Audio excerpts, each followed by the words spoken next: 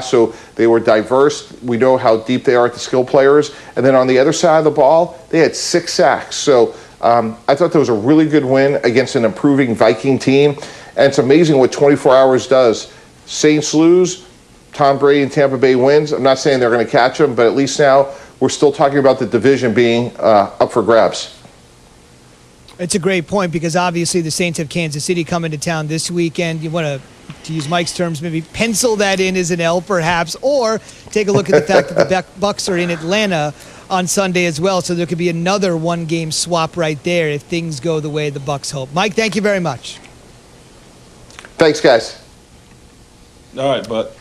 Keyshawn J. Wills have been brought to you by Goodyear. Whether you're on the field or on the edge of your seat, Goodyear wants you to embrace the unexpected. Every upset, touchdown, or fourth quarter comeback, and let it move you no matter what the season throws your way. Goodyear is here to help drive you forward. Goodyear, more driven. So think about it. Saints could lose their second in a row with Mahomes and company coming to town. We'll talk more about his great exploits a little bit later this morning. And again, Bucs in Atlanta, with Atlanta sort of coming back down to earth yesterday. Here is Bruce Arians after yesterday's performance, which was largely aided by a ton of Minnesota miscues, which we'll get into 1 second.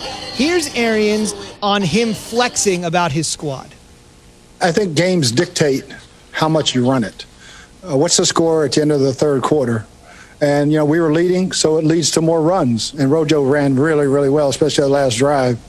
And we wanted to set up some play action. Didn't hit it as many as we hoped, but that when asked early this week about our identity, I think we just showed our identity. We can do any damn thing we want to do.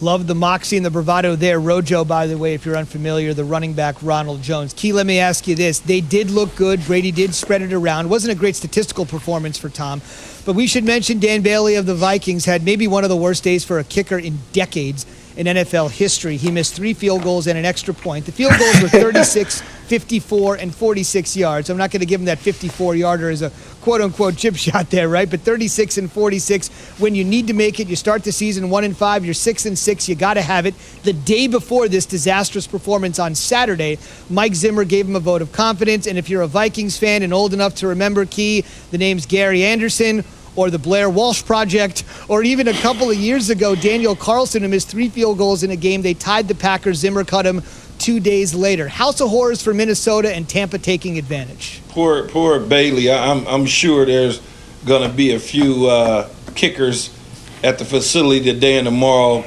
kicking balls and trying to impress the coaching staff to try to get that job. But when you look at the Tampa Bay Buccaneers, you gotta factor into what they did, and I understand what Bruce Arians is saying. They can do whatever they want to do whenever they want to do it. That's the identity of them. Look, Tom Brady did what he was supposed to do, right? He hit the shots downfield, less than 200 yards throwing, but 2 touchdowns. But at the same time, he hit the guys that were open at times when he needed to, and I think that is how you win football games in this league. It's not all about 400 yards in the air. It's about the 6 sacks on defense. It's about creating havoc on defense, turning the ball over, getting good field position on special teams, and running the ball solid so you can get into the play-action game. That is something that the Pittsburgh Steelers are missing.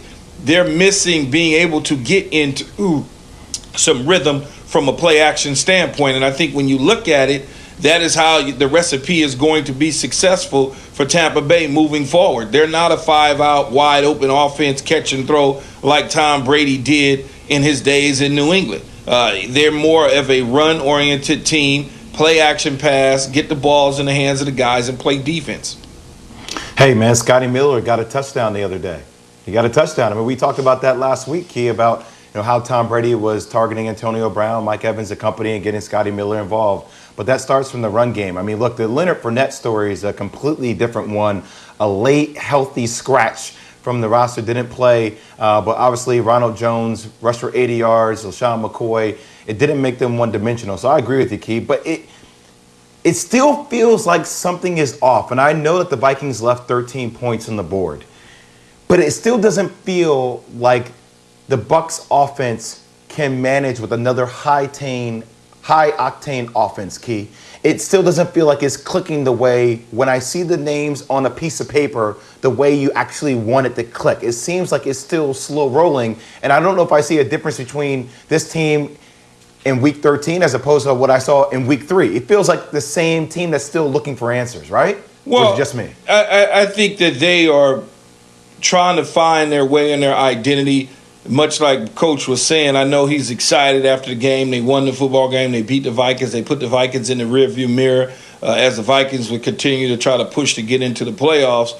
It's one of those deals. I think if they needed to get into a shootout, I trust that Brady can do it. I trust Mike Evans. I trust Antonio Brown. I trust Miller and Godwin and Gronkowski and Leonard Fournette along with Ronald Jones. I trust that the offense can get into the shootout. They're just going to have to do it the way Brady wants to do it and not the way that they draw it up in the way that they've always done it, whether it was in Indianapolis when he was the interim head coach or whether it was Arizona when he was the head coach for the Cardinals. They have to do it the way Brady wants to do it for Brady to be successful.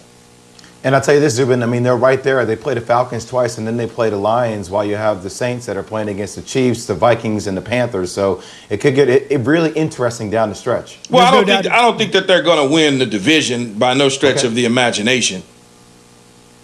Totally agree. The numbers are not on their side. We'll see what happens down the stretch, though. Their schedule does seem to be, as Jay Will indicated, a touch easier than that of New Orleans, but keep in mind the Saints have the regular season sweep and the game in hand. More NFL discussion coming up at the top of the hour, but first let's go from A to Z. Oklahoma, he answered the bell every single time, and he did so in his NFL debut last night. Keyshawn, J. Will, Zubin, presented by Progressive Insurance. At Progressive, they're making things even easier. They'll help you bundle your home and car insurance together so you can save on both. Learn more at Progressive.com or 1-800-PROGRESSIVE. The front office insider Mike Tannenbaum joins us this morning on the Shell Pennzoil Performance Line. Mike, there's a million ways to go here with Carson Wentz and Jalen Hurts. I want to start with Hurts and just get your opinion on why Doug Peterson, despite yesterday's performance, take me inside the organizational ethos and decision-making here strategy-wise. Why be not clear, demure? Why not say Jalen Hurts is our starter 6 days from now in Arizona after that yesterday? Yeah, I agree with the guys. It was an easy answer. Hey, Jalen Hurts played great. He's our quarterback going into next week. Over and done with. Everyone knows that's the answer. I'm not really sure what Coach Peterson was thinking when he said that, but look, Jalen Hurts played really well. He controlled the game. He made plays with his arm. He made a lot of plays with his feet. He targeted Alshon Jeffrey in the red zone, which is why they have him. And they also discovered that Miles Sanders is an explosive player, so it was a really good team win offensively, and their quarterback played really well yesterday. Mike, the Philadelphia Eagles job, general manager Harry Rosen's just got harder, right? What is going to happen to Carson Wentz in the offseason with $59 million of dead money potentially hanging over the heads of your general manager counterpart? You know, Key, I see it a little bit differently. I see this as an opportunity because you have to sit there in the offseason and say, hey, do we have two quarterbacks that are winning quarterbacks? Because if we do, somebody else is going to want to acquire one, and hopefully we could get substantial value. And if they decide, hey, we want to go with Carson Wentz, they have to pour every resource to get him right, really from the neck up, because we all could agree he lacks confidence. He's not the same guy. If we say, hey, we're going to move forward with Jalen Hurts, it's a huge challenge on the cap. There are ways around it. You would probably have to renegotiate 3 or 4 significant contracts, borrow some money from the future. And then, of course, you'd want a massive return for a guy that arguably was in the MVP candidacy 2.5 years ago. So I actually see it as a good thing. The more players that are playing well at the quarterback position is good not only for your team short term, but getting value long term.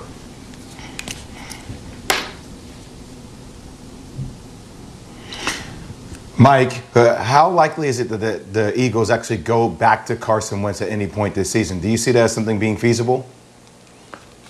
I don't think so, Jay. Well, Jalen Hurts gave him the best chance to win, and it wasn't even close. Some of it you can